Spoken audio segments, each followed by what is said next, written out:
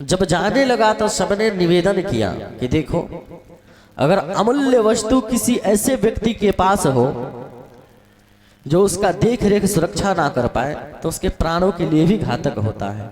इसलिए अमूल्य वस्तु जब होता है तो उसे ऐसे व्यक्ति के पास रख देना चाहिए जहां पर वो सुरक्षित रहे। इसलिए तुम यह अपना मणि भगवान श्री कृष्ण को दे दो। यह भगवान श्री कृष्ण के गले में, द्वारिकाधीश के गले में सुशोभित होगा और यहाँ सुरक्षा भी, कोई इनसे चुरा भी नहीं सकता, छीन भी नहीं सकता है। सतराजित ने दो टुक मना कर दिया। मना करके जैसे ही घर आया, एक दिन की बात है, सतराजित का भाई प्रसेन उस मणि को पहन करके शिकार खेलने के लिए जंगल में गया और वहां एक शेर का आक्रमण होता है। शेर के द्वारा प्रसेन मारा जाता है। जब प्रसेन मारा गया तो उस मणि को उठा करके शेर ले गया। अब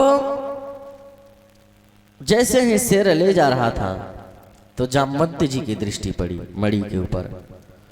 अब जामवंत जी की दृष्टि पड़ी तो बोले, इतना अमूल्य वस्तु, हम ये वस्तु अपने बेटी को उपहार देंगे। तो जामवंत जी ने उस शेर का वध करके, बहुत बलशाली थे जामवंत जी उस मणि को उठा करके लाए और अपने पुत्री जामवती को वो दे दिए। जामवंती को जब दे दिए, इधर क्या हुआ कि 2 दिन 4 दिन व्यतीत होने के बाद में श्री राधे श्याम, भैया इधर देखो सब,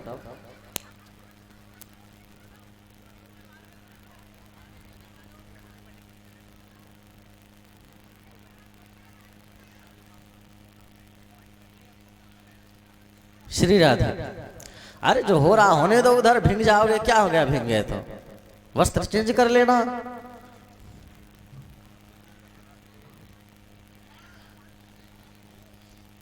उधर से उठ के इधर आ जाओ, जगह की कमी है नहीं, ही करे जा रहे हो फालतू।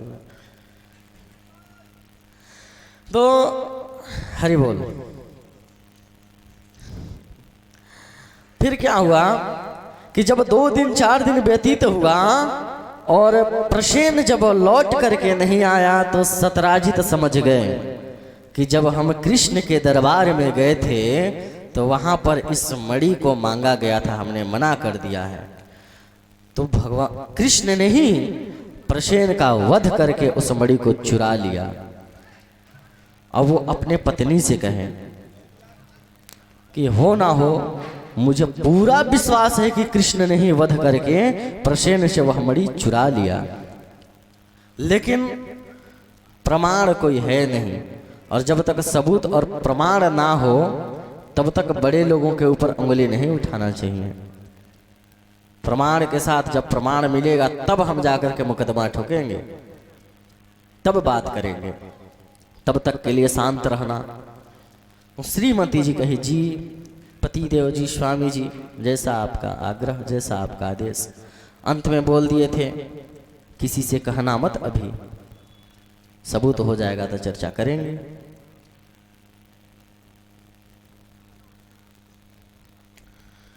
श्यावर रामचंद्र भगवान की बहुत ही दिव्य संतों का दर्शन हो रहा है। संत जन कृपा करके पधारे हैं। दर्शन संत जन मंच पर देंगे, इसलिए उधर ना देख करके इधर देखिए। तो राम जी की इच्छा से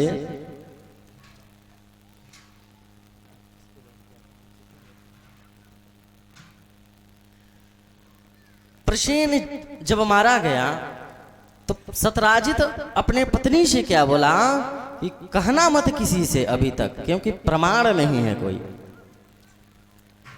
देवी जी बोली, जी स्वामी जी, जैसो आपको आदेश। लेकिन मताएं तो मताएं होती हैं। माताओं से कोई बात कह दो तब तक तो ठीक है, लेकिन अंत में अगर जोड़ दिया कि किसी से कहना मत, फिर तो जब तक वो कह ना दे तब तक पेट फूलता रहता है, पचता ही नहीं, खाना कहो तो बीमार हो जाए। ऐसे ही स्थिति भई सतराजित की पत्नी के साथ में। अब सतराजित की पत्नी 2-3 दिन बड़ा मुश्किल से जैसे तैसे करके भोजन पचाया उसने, लेकिन अब पचना मुश्किल हो गया। क्या करें? धीरे से उठ करके पड़ोस में गई अपने सहेली के पास में, बोली सखी क्या बताऊं, बड़ी दुख की बात है। हमारे जो देवर साहब थे मणि पहन करके गए हैं, और ये कृष्ण है ना, मार करके मणि चुरा दिया है। लेकिन सखी देखो, हम तुम्हें अपना समझ करके कह रहे हैं, काहू से कहियो मती। सखी बोली कि सखी जैसे तुमने काहू से नहीं कही, वैसे हम काहे से नहीं कहेंगे। जैसे तुमने किसी से नहीं कहा, वैसे हम भी किसी से नहीं कहेंगे। अब वो सखी जो थी वो अपनी सहेली के पास गई, वहां जाकर के वही चर्चा की, अंत में कह दी कि सखी किसी से कहियो मती, क्योंकि हम अपना सहेली मान करके तुमसे कह रहे हैं। क्योंकि प्रत्येक व्यक्ति का कोई ना कोई एक निजी सखा संबंधी होता है। अब जरूरी नहीं कि हम इनको अपना सखा मानते हों तो ये भी सखा ही माने, हो सकता है इनका कोई अलग सखा हो।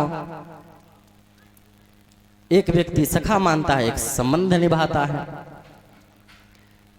क्योंकि हमें एक प्रसंग याद आता है राजा भर्तृहरि की। राजा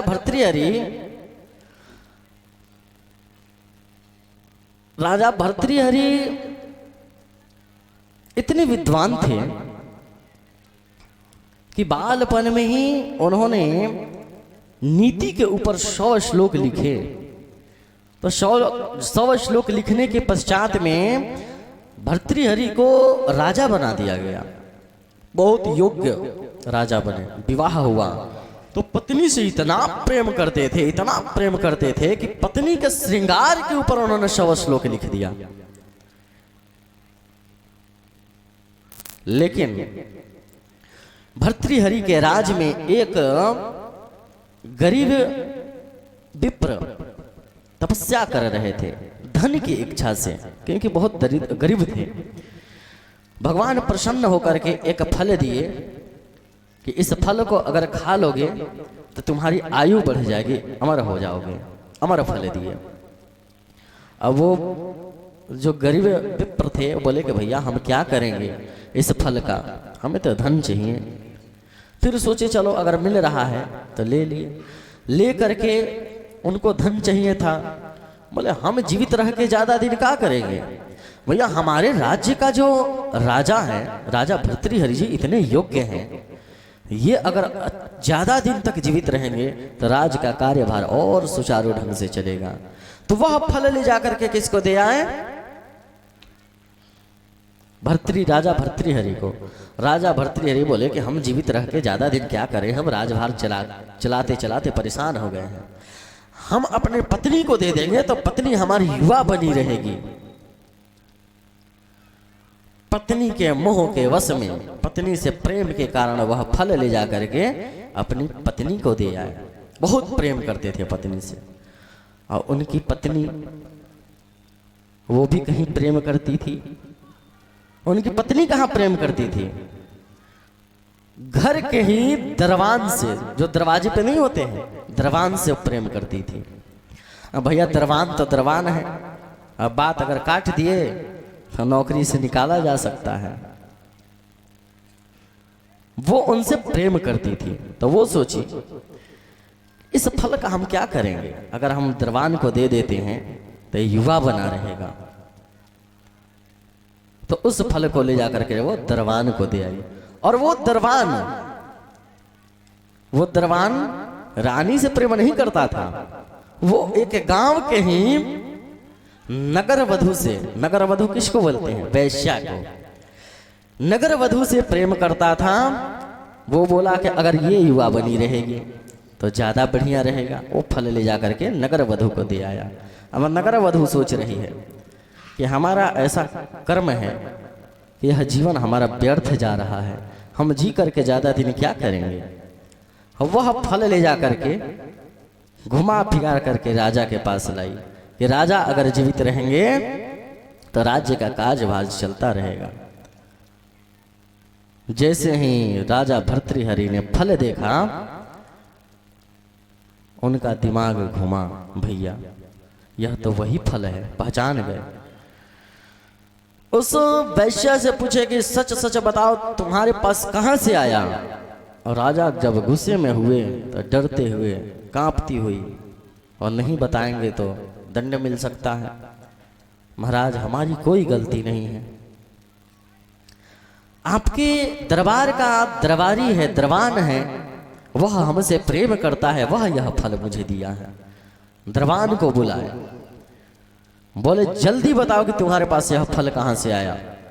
अब दरबान हाथ जोड़े, महाराज हमारी कोई भी गलती नहीं, हमारी कोई गलती नहीं है, हमने हमारी तरफ से महाराज कोई गलती नहीं है, आप हमें क्षमा कर दो। तुम बताओ फल कहां से मिला, नहीं तो तुम्हारा सर अलग कर देंगे। हम मरना ऐसे भी मरना वैसे भी, अब करे तो क्या करे। जैसे तैसे डरते डरते बताया कि महाराज आपकी रानी हमसे बहुत प्रेम करती है, उन्होंने यह फल मुझे दिया। जैसे ही वो सुने कि रानी दरबान से प्रेम करती है, राजा भर्तृहरि को वैराग्य हो गया कि बताओ हम अपना सारा समय अपने पत्नी को प्रसन्न करने के लिए कितना प्रेम करते अपनी पत्नी से, और इसकी यह हरकत।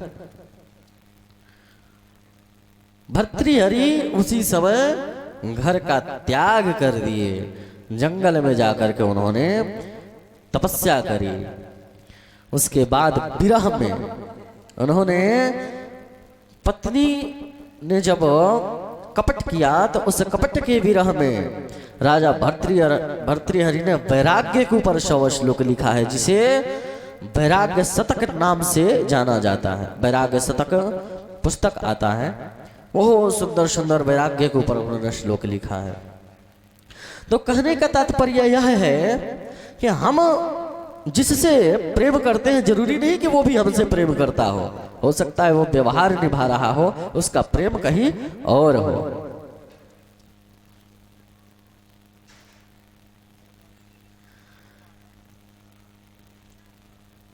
तो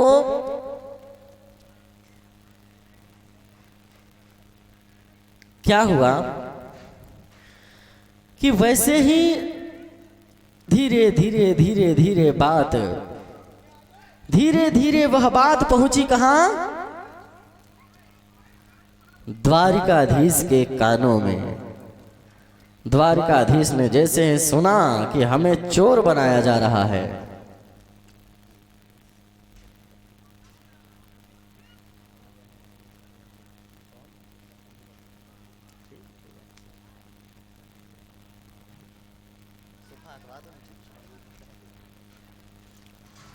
जैसे ही द्वारिकाधीश को पता चला कि हमें चोर बनाया जा रहा है, क्योंकि प्रजा है ना, प्रजा को तो जैसा वातावरण हो उसी अनुसार ढल जाती है। प्रजा आपस में चर्चा करती है, कह रहे हैं कि चोरी का आदत भला कैसे छूट सकता है। बचपन में गोपियों के यहाँ जा करके दही दूध की चोरी किए, युवा हो गए तो अब दूध दही से क्या काम चलेगा, मड़ी चुराने लगे। ऐसी चर्चा फैलने लगा चारों तरफ। भगवान दुखी हो गए। भगवान कहे कि हमें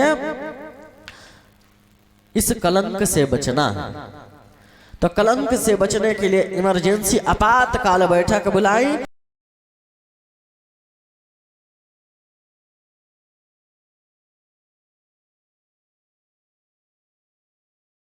जैसे ही जा रहे थे ढूंढने के लिए, तो रास्ते में उनको मरा हुआ प्रसेन, उसके वस्त्र वगैरह मिले। समझ गए कि प्रसेन मारा गया है। मारा कौन है? तो वहीं पर देखे कि शेर का पंजा है। उस पंजा को देखते देखते आगे बढ़े तो आगे शेर भी मरा हुआ था। अब सोचे शेर का कौन वध किया है?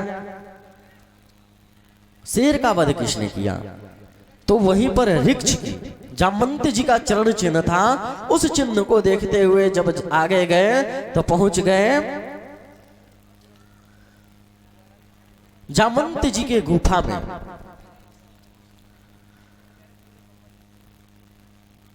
जामवंत जी का गुफा वर्तमान में गुजरात में है, साबरमती में।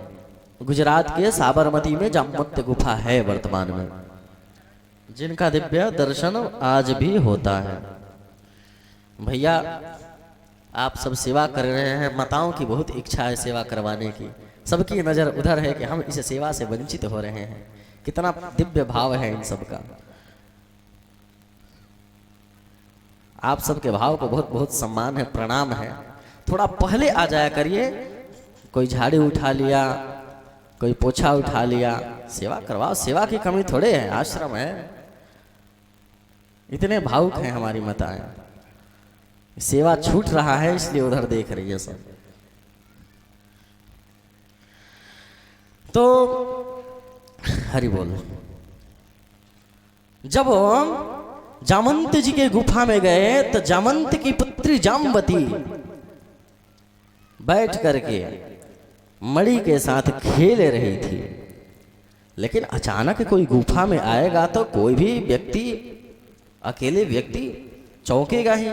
तो चिल्लाई जोर से और चीख सुने जैसे ही जामवंत जी दौड़े दौड़े आए। अब बोले बिना पूछे तुम अंदर कैसे आ गए? जामवंत जी ने क्षमा करके दिया भगवान के सीने में एक मुक्का। बदले ने भगवान ने भी दे दिया 2 घूंसा। बस गुत्थम गुत्थी शुरू। युद्ध, द्वंद्व युद्ध दोनों में 27 दिन तक चला। दोनों में युद्ध 27 दिन तक चला। लेकिन 28वें दिन भगवान श्री कृष्ण जामवंत जी को पटक करके सीने पे बैठ कर दे दनादन दे दनादन इतने मार लगाए कि नस नस ढीले कर दिए। जामवंत जी हाथ जोड़े, भैया हम पहचान गए, आप हमारे राम जी हैं जो इस बार कृष्ण रूप में आए हैं। क्यों? क्योंकि जब रामावतार में राम रावण युद्ध संपन्न हुआ, भगवान जब अयोध्या के राजा बने तो इस खुशी में सबको जिसको जो चाहिए वितरित किया जा रहा था। जामवंत जी से पूछा गया आपको क्या चाहिए? जामवंत जी बोले भगवान हमें आपके संग युद्ध करना है, हमें आपके संग में युद्ध करना है।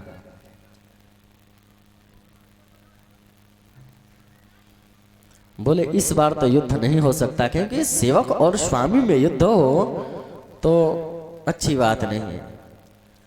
बोले श्याम रामचंद्र भगवान की जय हो।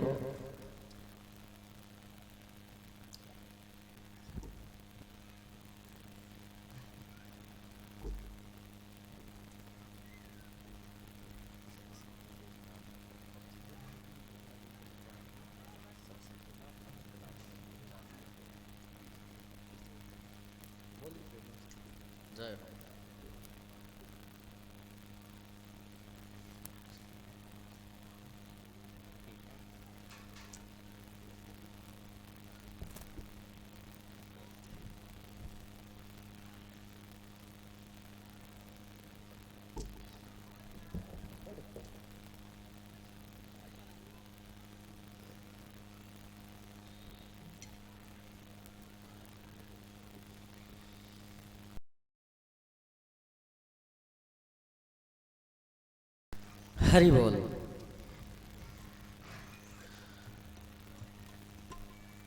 संतों की मधुरमय उपस्थिति, कृपामय उपस्थिति। आज कथा पूर्णाहुति हुआ और कथा का फल क्या है? कथा आपने सुना तो कथा का कुछ फल होता है। कथा का फल यही है कि हमें संतों के दर्शन हो रहे हैं। कथा का फल यही है कि हमें इन संतों के दर्शन हो रहे हैं। संतों के दर्शन ऐसे नहीं होते। बहुत ही पुण्य उदय होता है तब संतों का दर्शन होता है। तो आज समझिए कि आपको इस कथा का फल संतों के रूप में प्राप्त हुआ है और इन संतों का आशीर्वचन भी आपको मिलेगा। उससे पहले इस कथा को संक्षिप्त में पूरा करते हुए संतों के आशीर्वचन का लाभ लेंगे। तो क्या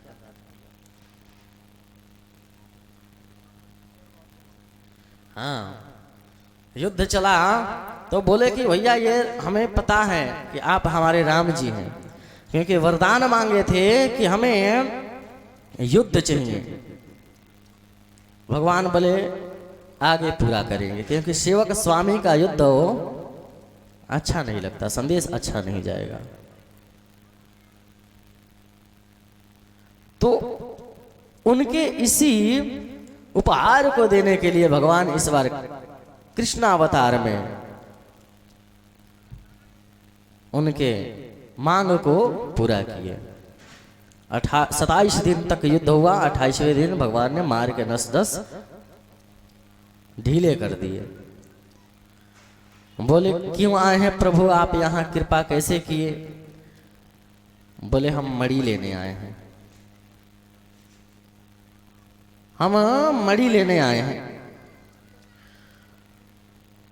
बोले मणि तो हम अपने पुत्री को दे दिए हैं और पुत्री को दिया हुआ दान वापस नहीं लिया जाता है। पुत्री को दिया हुआ दान वापस नहीं लिया जाता है।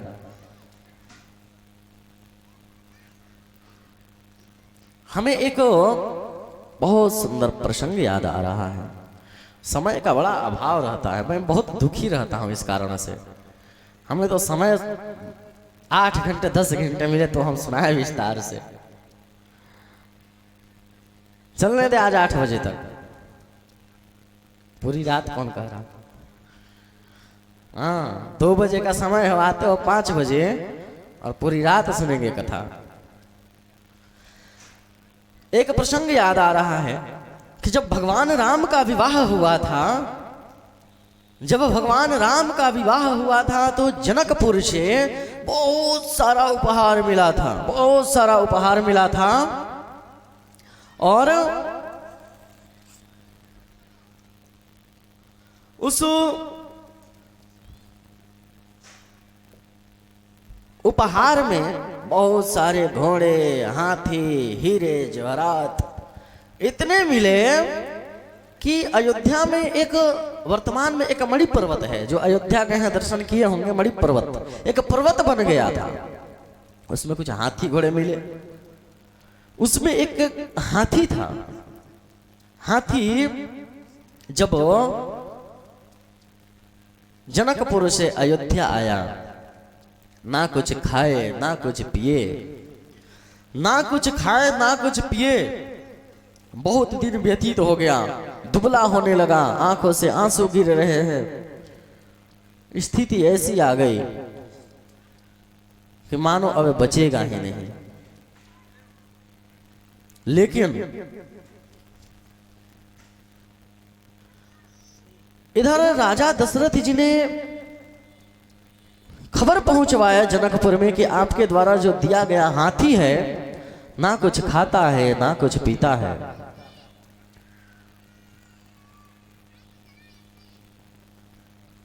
भैया एक बार इधर सब लोग अपना चेहरा कर दीजिए, बड़ी माताएं ललायित हैं दर्शन को।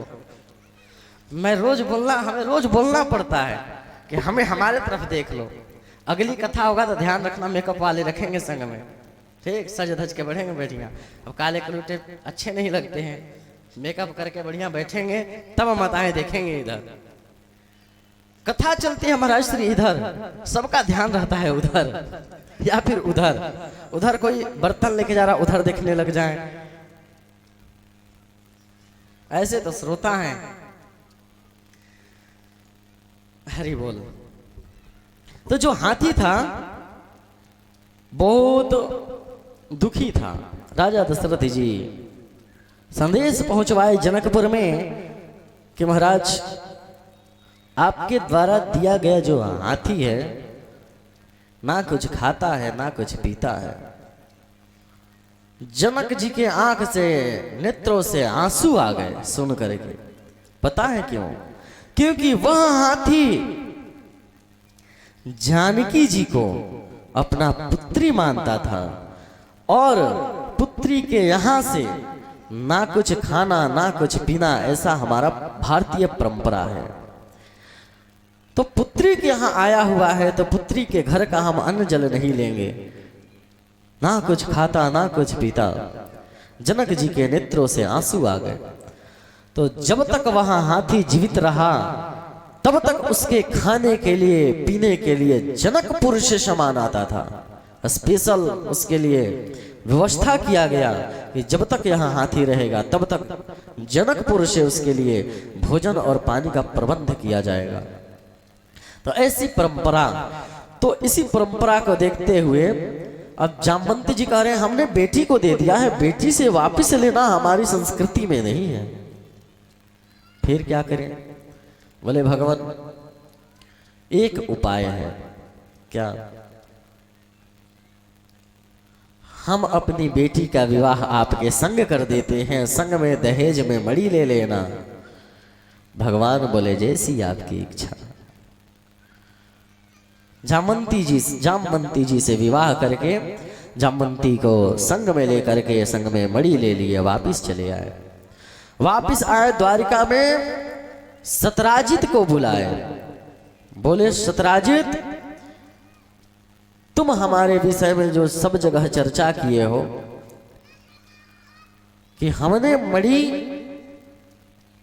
चुराया है तुम्हारे भाई का वध करके, यह रहा तुम्हारा मणि और ये संग में लाया हूं प्रमाण पत्र। इनसे पूछ लो कि मणि कहां से आया है, कैसे आया है। अब सतराजित तो बहुत शर्मिंदा हुआ। अब जनता की हवा किधर भी मुड़ सकता है। अब पब्लिक बात करने लगी, प्रजा बात करने लगी। महाराज इतना नालायक है यह सतराजित, मतलब द्वारकाधीश के ऊपर उंगली उठाता है। द्वारकाधीश, हम तो पहले ही कहते थे कि भगवान द्वारकाधीश ऐसे कैसे कर सकते हैं, उनके पास किस चीज की कमी है, पहले ही कहते थे हम तो। ऐसे सब बात करने लगे। अब सतराजित का चलना मुश्किल हो गया, जहां चले वहीं व्यंग मिले उसे। बहुत दुखी हुआ। एक दिन दुखी होकर के भगवान के दरबार में आकर के पैर पकड़ लिया, भगवान आप हमें बचाओ। क्या हुआ? बोले प्रजा इतनी व्यंग बोलती है, हमारे घर से तो इन लोगों ने रिश्ता तक तोड़ दिया है, व्यवहार तोड़ दिया है, ना हमारे यहाँ कोई आना ना बुलाना, ऐसे संबंध हो गए। भगवान बोले आरोप तुम ही लगाए हो, अब झेलो। बोले भगवान इससे बचने का एक उपाय है मेरे पास। क्या? हमारी जो बेटी है सत्यभामा, हम अपनी पुत्री सत्यभामा का विवाह आपसे कर देंगे तो हम बन जाएंगे आपके ससुर, और आपके ससुर के खिलाफ कोई बोल नहीं सकता है। भगवान बोले जैसी थारी इच्छा। ये भगवान का कौन सा विवाह हो गया? मैथमेटिक्स में थोड़ा हम कमजोर हैं, गिनती आपको करने हैं। अब ये कौन सा विवाह है? तीसरा। अब सत्यभामा के संग में भगवान का विवाह हो गया। उसके बाद में जब सत्यभामा का विवाह हुआ, उससे पूर्व में सत्यभामा का विवाह की चर्चा सतधनवा से चल रही थी। अब वह विवाह इसलिए करना चाहता था कि उनके पास समंतक मणि था। विवाह कर लेंगे तो सत्यभामा भी मिलेंगी, समंतक मणि मिल जाएगा, उससे 8 बार सोना निकलता है, सोना मिलता रहेगा। इस दृष्टि से विवाह करना चाहता था, लेकिन विवाह भगवान के संग हो गई, मणि भी भगवान ले गए। भगवान को मणि जब दे रहा था तो भगवान बोले मणि तुम अपने पास रखो, क्योंकि जनता है, प्रजा है, प्रजा क्या बोलेगी कि कितने तेज हैं, बताओ, उधर से मणि नहीं मिला तो इधर से मणि ले आए, विवाह करके दहेज में मणि ले लिए, इसलिए मणि तो तुम अपने पास ही रखो। बोले भगवान मैंने संकल्प कर रखा है कि जब हम अपने बेटी का विवाह करेंगे तो मणि संग में देंगे। तो बोले ठीक है, मणि हमारा है, मेरा अधिकार उस पर रहेगा, लेकिन तुम्हारे पास रखी जाएगी, तुम इसकी देखरेख और व्यवस्था करोगे।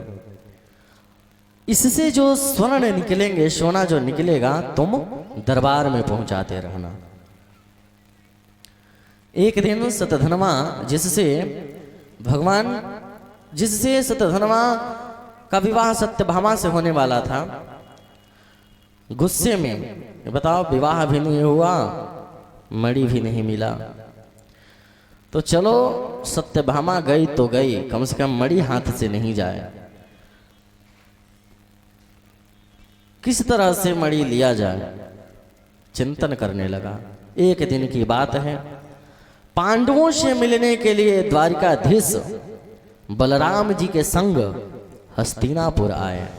जैसे ही पता चला कि द्वारकाधीश बलराम जी के संग में, बलदाऊ जी के संग में हस्तिनापुर गए हैं,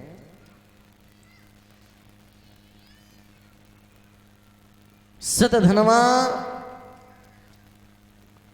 सतराजित के घर में घुस करके सोते हुए सतराजित का वध कर दिया और उस मणि को चुरा करके भाग गया। इधर रोती हुई सत्यभामा हस्तिनापुर पहुंची, भगवान से बोली आप यहां हैं, आपके ससुर का किसी ने वध कर दिया। अब भगवान को तो सब पता होता है, लेकिन फिर भी दिखाना है भैया, नहीं दिखाएंगे तो श्रीमती जी हैं, पता नहीं कब नाराज हो जाए किस बात को लेकर के। तो भगवान भी रोए। वापिस आकर के पूरे द्वारका के नाकाबंदी करा दी, चारों तरफ से घेर लो, कोई निकल के बाहर ना जाए।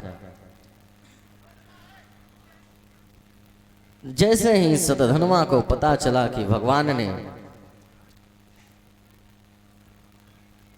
इस मणि को प्राप्त करने के लिए, इस मणि को ढूंढने के लिए और अपने ससुर के वध से दुखी होकर के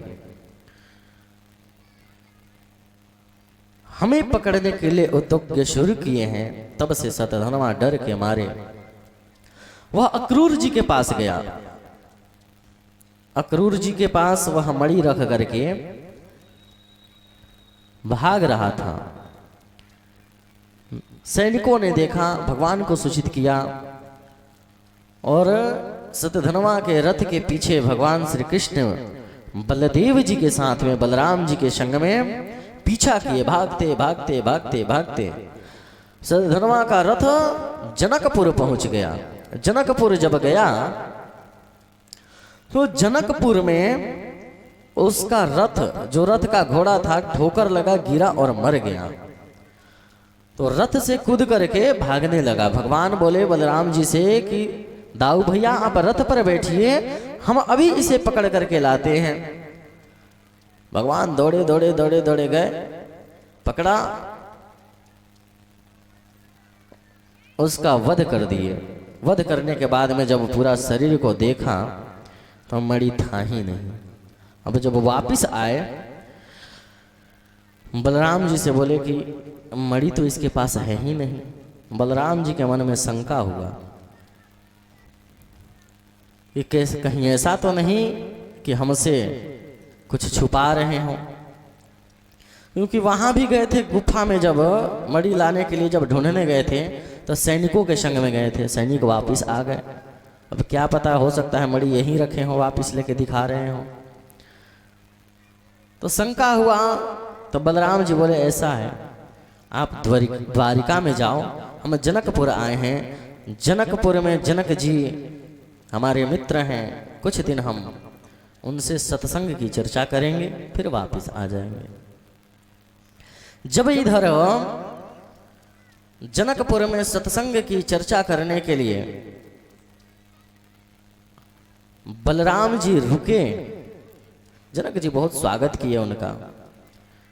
दुर्योधन को पता चला, दुर्योधन जनकपुर आया, बलराम जी से हाथ जोड़ करके प्रार्थना किया कि हम आपका शिष्य बनना चाहते हैं।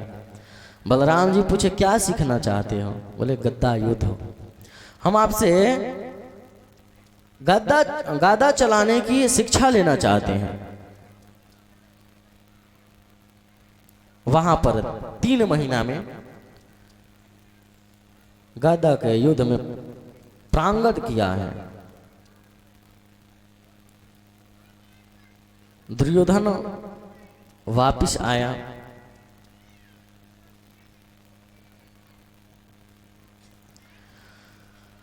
अब इधर भगवान की चौथा विवाह। भगवान के अब तक कितने विवाह हो गए? कितने हो गए? 4 कैसे हो गए? कितने विवाह हो गए?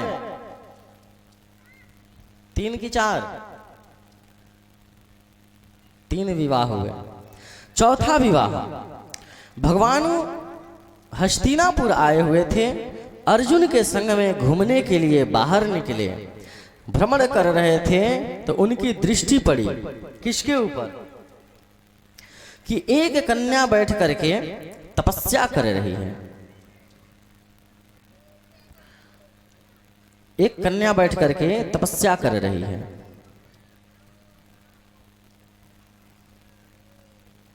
भगवान अर्जुन को भेजे कि पता लगाओ कि यह कन्या है कौन, यह कन्या कौन है, पता लगाओ। अर्जुन उतर करके पूछने के लिए गए। जब वहां कन्या से देवी जी से पूछे, देवी जी आप कौन हैं?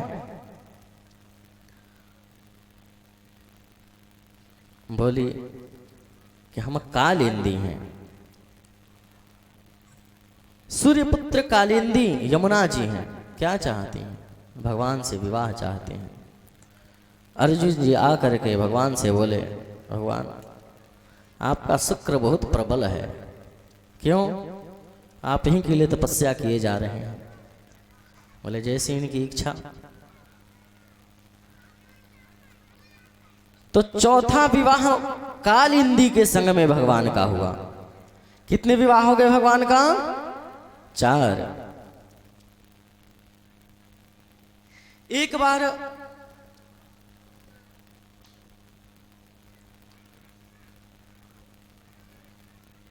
विंद नामक,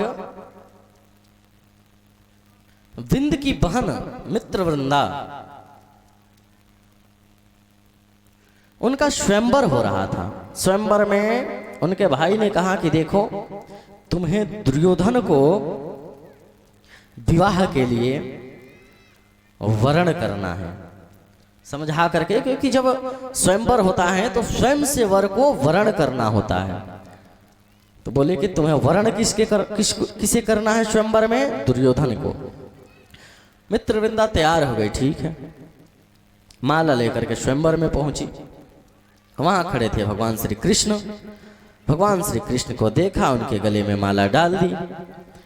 भाई बहुत गुस्से में, दुर्योधन को पता था कि हमारा वर्ण होने वाला है पहले से ही, वो अलग गुस्से में। भगवान देखे कि वातावरण बिगड़ने वाला है, तुरंत मित्र वृंदा का हाथ पकड़े और 9 2 11। ये भगवान का कौन सा विवाह हो गया? चौथा। बताओ, 5 विवाह हो गए, आप लोग घटा रहे हो। भगवान का ये 5वां विवाह हुआ। अब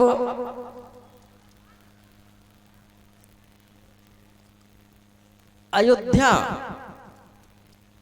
अवध के राजा नग्नजीत, उन्होंने एक शर्त रखा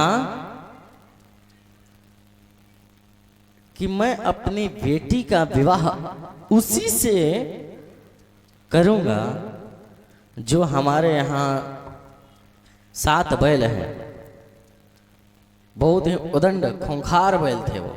7 बैलों को एक साथ जो नथ देगा, उसी के साथ हम अपने बेटी का विवाह करेंगे। भगवान को पता चला, चले आए,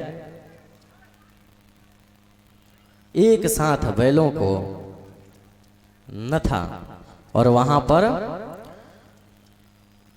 नग्नजीत की बेटी सत्या, जिसे नग्नजीती भी कहते हैं, नग्नजीती से विवाह करके द्वारिका लाए। यह विवाह भगवान का कौन सा था? कितने विवाह हो गए? 6। एक दिन की बात है।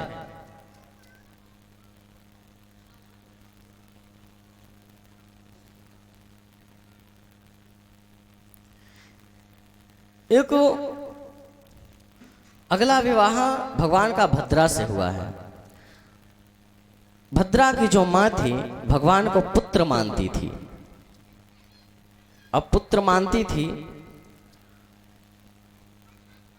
तो सोची कि भैया पुत्र हमेशा बने रहें, तो दामाद भी पुत्र की तरह ही होते हैं, तो बेटी के विवाह कर देंगे तो हमेशा पुत्र बने रहेंगे। तो अगला विवाह भद्रा से हुआ है। यह भगवान का कौन सा विवाह था?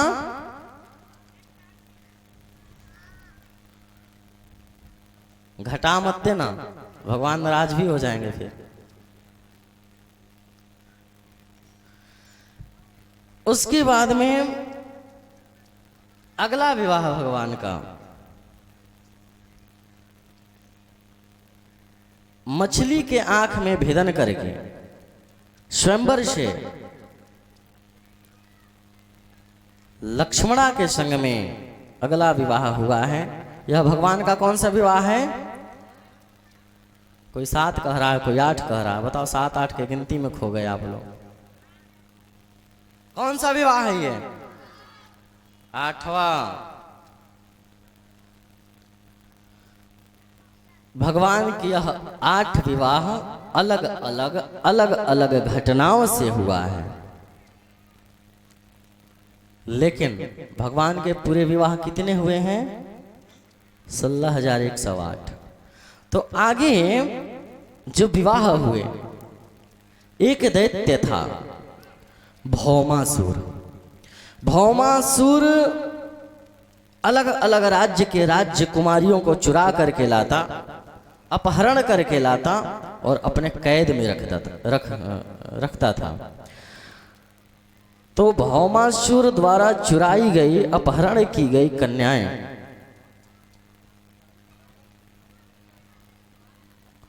भगवान को जब पता चला तो सत्यभामा को संग में लेकर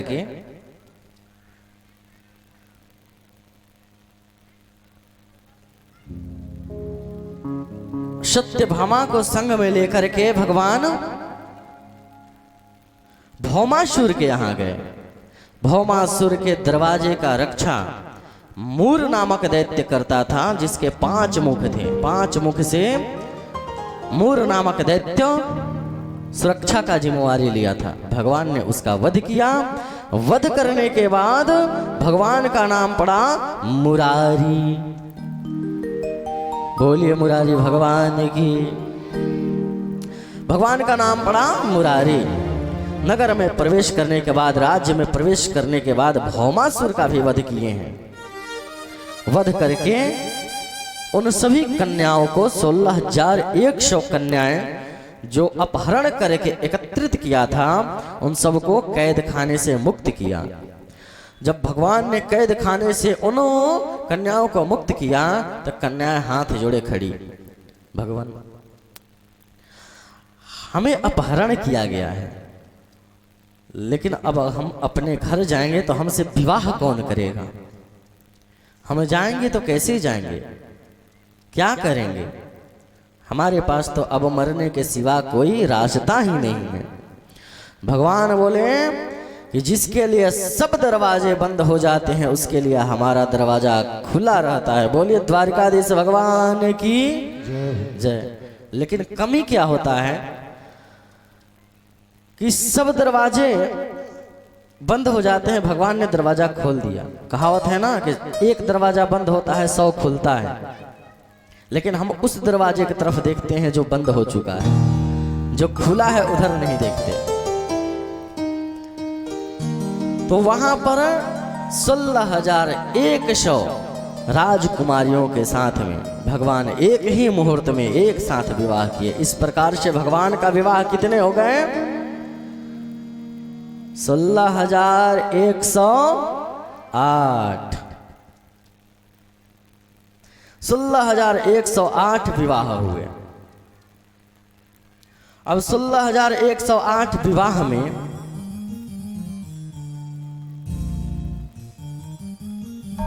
भगवान के घर में पुत्र हुए। पुत्र कितने हुए? देखो मैथमेटिक्स मेरा पहले बता दिया हूं कमजोर है, मैथमेटिक्स पहले ही कमजोर है, इसलिए आपको हमें बताने हैं।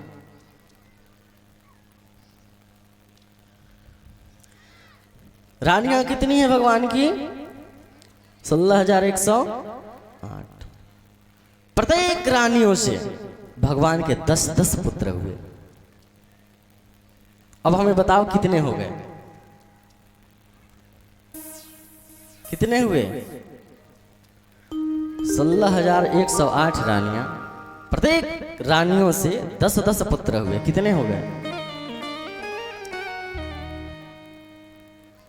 1,60,000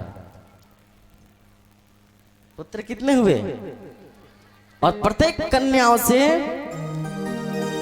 एक एक पुत्री भई। कितने हो गए? 10-10 पुत्र, एक एक पुत्री। कितने हो गए बताओ जल्दी से जोड़ के।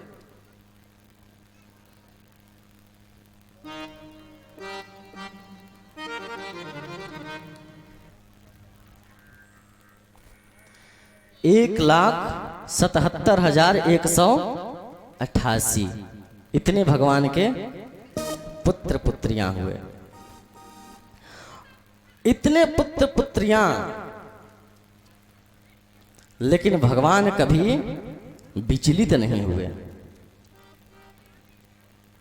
अगर 2-4 बच्चे हो जाए ना, किसी का ट्यूशन फीस देना है, किसी के स्कूल का फीस देना है, एक बच्चे का हम अगर जूता खरीद के लाए ना तो दूसरा बच्चा ब्लेड से काट देता है उसे कि इसका नया है तो हमारा भी नया होना चाहिए। उससे में व्यक्ति परेशान रहता है घर परिवार में। भगवान के कितने पुत्र हो गए? 1,77,188। लेकिन भगवान विचलित नहीं हुए, प्रसन्न रहे हमेशा।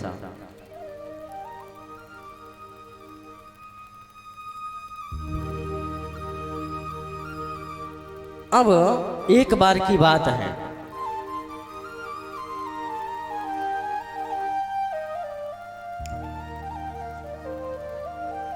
पौंड्रक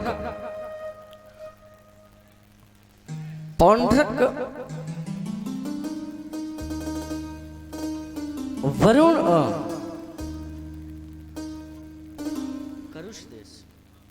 करुष देश का राजा पौंड्रक अपने आप को किसी तरह से 4 हाथ लगा लिया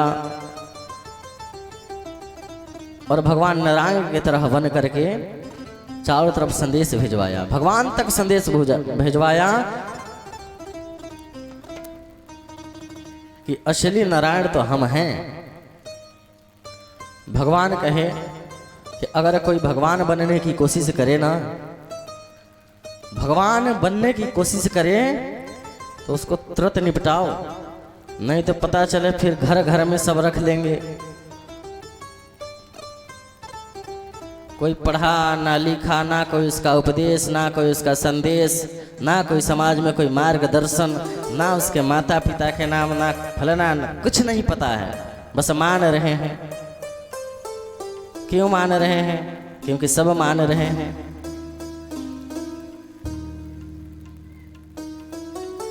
और इतना रुपया खर्च करके बड़ी श्रद्धा भाव से पहुंच जाएंगे महाराष्ट्र। कहाँ जा रहे हैं भैया?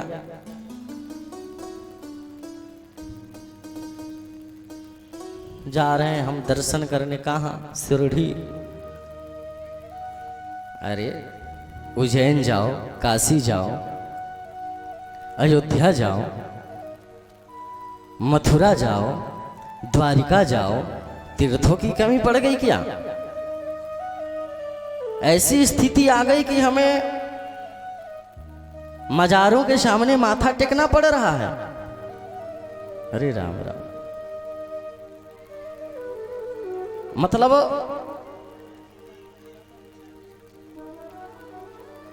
घर में पिताजी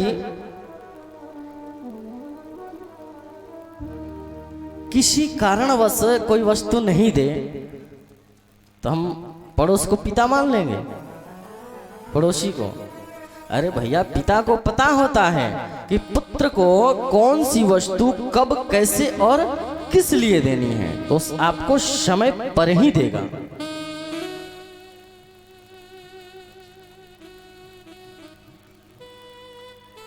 हम पहुंच जाते हैं कहां?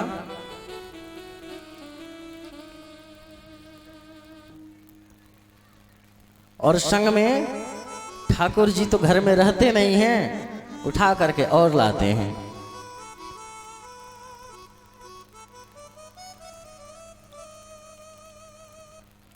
समाज में विकृतियां,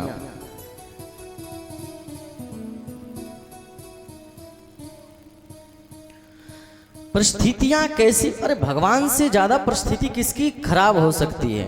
जन्म से लेकर के अभी तक संकटों का ही हमेशा भगवान ने सामना किया, लेकिन हमेशा मुस्कुराते रहे।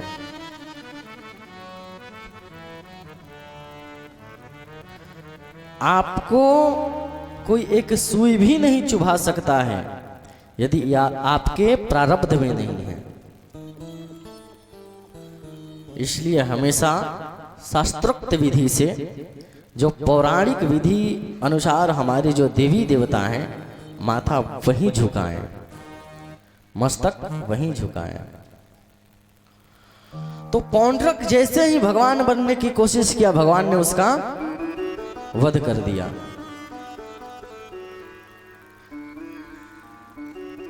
आजकल भी बहुत भगवान बनने की कोशिश करते हैं, बहुत से जेल में पड़े हैं, बहुत से लोग पैरोल पे बाहर घूम रहे हैं। बदनाम कौन होते हैं? महात्मा लोग। अब बताओ, संत जन दिन भर बैठ करके माला फेर रहे हैं, किसी से कोई मतलब नहीं, ना लेना ना देना, बदनाम हो रहे हैं संत जन। और जो व्यक्ति गलत कर्म कर रहा है, ये गलत कर क्यों रहा है? क्या उसकी गलती है? हम तो उसकी गलती नहीं कहेंगे, गलती आपकी है, गलती आपकी है। एक बात बताओ हमें, संतों का स्वरूप क्या होता है? लोग कहते हैं महाराज कपड़ा पहनने से कोई साधु थोड़े बन जाता है। ठीक है, नहीं बनता है, जब फौज में भर्ती होता है व्यक्ति ना, तो केवल कपड़ा ही नहीं बदली जाती है, ट्रेनिंग दी जाती है, उसको तैयार किया जाता है, फिर वस्त्र भी उसके उस अनुसार होते हैं। अगर सिविल ड्रेस में रहेगा तो उसको कोई मार दे तो उसके ऊपर अलग धारा लगता है, लेकिन अगर ड्रेस में है उसको कोई मार दे तो अलग धारा लगता है। तो ये हमारे दैनिक दिनचर्या में, दैनिक इस भारतवर्ष की व्यवस्था में ऐसी व्यवस्था है, तो फिर वहां भी वैसे ही प्रावधान होंगे। गुरु परंपरा से दीक्षित होकर के संत जन, साधु बनना इतना आसान नहीं है, तलवार के धार पर चलने के बराबर है। कब? जब उन कसौटियों पर कसा हुआ हो तब। लेकिन इन संतों को बदनाम किया जा रहा है। सुनता कौन है? वो सब तो जेल में रहे तो वीआईपी व्यवस्था, बाहर निकले गाड़ी में घूम रहे हैं बढ़िया, कोई मतलब नहीं। सुनता है कौन? जो माला लिए भजन कर रहा है वह। गलती आपकी है क्योंकि हम वहां जाते हैं। अब जो व्यक्ति स्त्री के संग फिल्म बना रहा हो, वैश्याओं के संग नृत्य कर रहा हो, इस बात पे भी विवाद हो जाएगी कि कलाकारों को ऐसे बोल रहे हैं। ठीक है, ऐसे नहीं बोले। नृतंगनाओं, ठीक है यह शब्द, जो नृतंगनाओं के संग में नृत्य कर रहा है, फिल्म बना रहा है, उसे बाबा जी बना दिए। वो हरियाणा का है।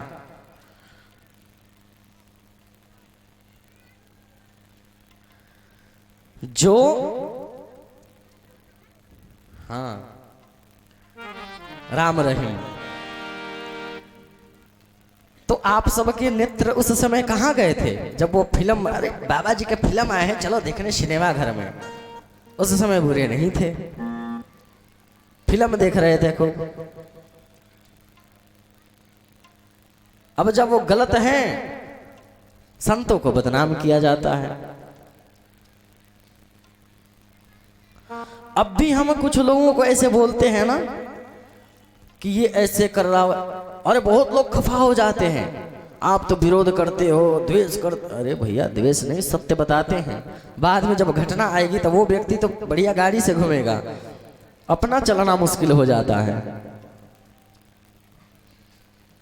इसलिए कभी भी किसी भी सत्संग में जाएं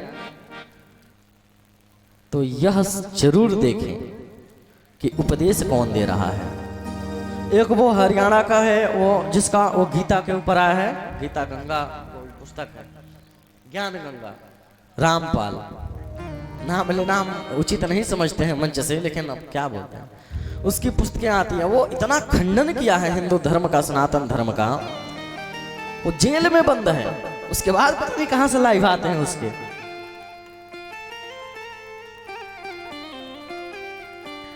तो इसके लिए हम भी एक टीम तैयार कर रहे हैं। टीम ऐसा है और लाइव बताने लायक नहीं है, बताएंगे तो फिर उनके इलाज करने के लिए टीम भी तैयार है, जहां मिलते हैं वहां उनकी इलाज होती है। तो पौंड्रक जैसे ही भगवान ने बनने की कोशिश किया, भगवान ने उसका वध कर दिया है।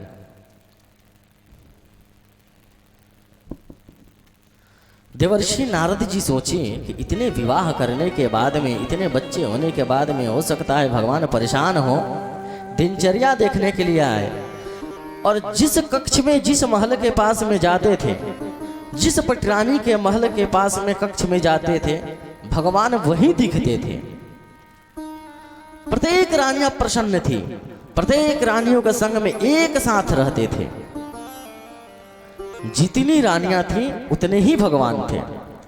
और सबके मन में क्या रहता था पटरानियों के, कि भगवान श्री कृष्ण केवल मेरे संग ही रहते हैं।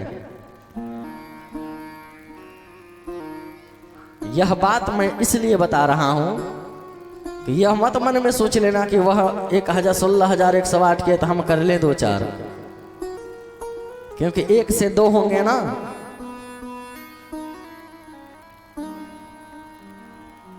हाथ पैर सब इधर खींचे जाएंगे, उधर खींचे जाएंगे। तो कभी ऐसा मत समझना, वो भगवान थे, सर्वशक्तिमान थे। वह 16,108 रूपों में प्रत्येक रानियों के पास रहते थे।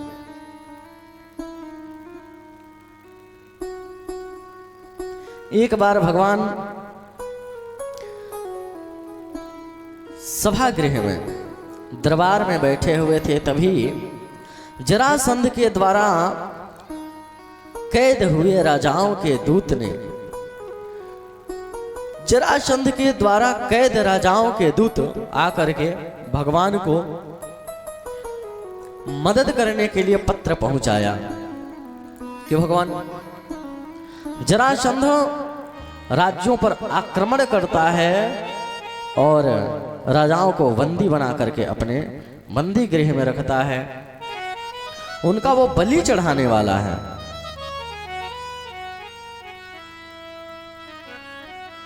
तभी हस्तिनापुर से भी निमंत्रण आते हैं। हस्तिनापुर से निमंत्रण आता है कि हस्तिनापुर में राजसूय यज्ञ होने वाला है। भगवान कहे अब कहां जाए, दोनों निमंत्रण एक साथ। उद्धव जी ने सलाह दिया कि राजसूय यज्ञ कौन करता है पता है? जो सभी राजाओं को जीत लेता है या अपने अधीन कर लेता है, वही राजसूय यज्ञ करने के योग्य होता है। तो क्या पांडव सभी राज्यों को जीते हैं, अपने वश में किए हैं? अगर वश में किए होते तो जरासंध इन राजाओं को बंदी बना करके नहीं रखता। इसलिए सबसे पहले आप जरासंध को निपटाओ। भगवान बोले भैया हम थोड़े मारेंगे, उनका जो व्यवधान, जो उनका प्रारब्ध है उसी अनुसार से उनकी मृत्यु होगी। भगवान पहुंचे सबसे पहले हस्तिनापुर। हस्तिनापुर से अर्जुन और भीम को लेकर के जरासंध के पास आए। जरासंध से भिक्षा मांगा है युद्ध का। जरासंध समझ गया, ब्राह्मण वेश धारण करके गए थे। जरासंध समझ गया कि ब्राह्मण नहीं, ये क्षत्रिय है। फिर भी कोई मांग रहा है, निराश नहीं करेंगे, युद्ध मांग रहा है। भीमसेन के संग में जरासंध का युद्ध हुआ। भगवान ने इशारा किया कि इसका वध कैसे होगा। जरासंध को भीम जी महाराज ने चीर करके अलग अलग विपरीत दिशाओं में फेंक दिया और जरासंध का प्राणांत हो गया। जरासंध के वध के पश्चात हस्तिनापुर में राजसूय यज्ञ का आयोजन हुआ। इधर जो जरासंध ने जिन राजाओं को बंदी बनाया था उन्हें मुक्त किया गया। राजाओं ने बहुत भगवान को धन्यवाद दिया, बहुत सुंदर स्तुति करी है। उन सभी राजाओं ने राजसूय यज्ञ में अपना अपना योगदान दिया है। राजसूय यज्ञ में अब अग्र पूजा के लिए बात चली कि अग्र पूजा किसकी की जाए। तो सबके सहमति से भगवान श्री कृष्ण को चुना गया। लेकिन चेदी नरेश शिशुपाल विरोध करने लगा और भगवान ने शिशुपाल के माता जी से कह रखा था कि हम इसकी सब गलतियों को माफ करेंगे। गालियां देना प्रारंभ किया शिशुपाल ने। पांडवों को क्रोध आया। उस यज्ञ में भीष्म पितामह थे, उनको क्रोध आया, लेकिन भगवान समझा दिए रुक जाओ अभी। जैसे ही शिशुपाल ने 100 गालियां दी, भगवान ने सचेत किया, शिशुपाल अब सावधान हो जाओ, क्योंकि सब गलती तक माफ करने का हमने तुम्हारी माँ को वचन दिया था। अब तुम्हारा अगला अपराध अक्षम्य होगा। जैसे ही 101 गाली दिया है भगवान ने, सुदर्शन चक्र से वध कर दिया। जैसे ही भगवान ने वध किया है, एक दिव्य ज्योति निकली है, भगवान के चरणों में समाहित हो गया।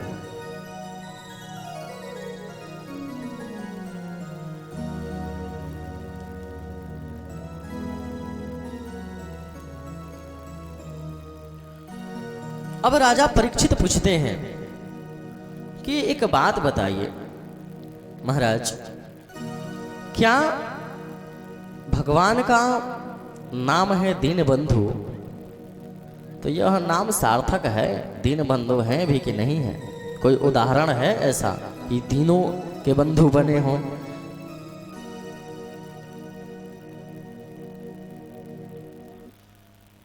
बोले उदाहरण है। उदाहरण है सुदामा जी का। बोले सुदामा कौन थे?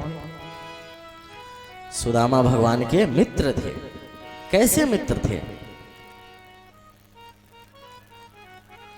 इतना सुंदर सुखदेव जी महाराज ने वर्णन किया है। सुदामा जी के लिए कहते हैं कि सुदामा जी कैसे हैं?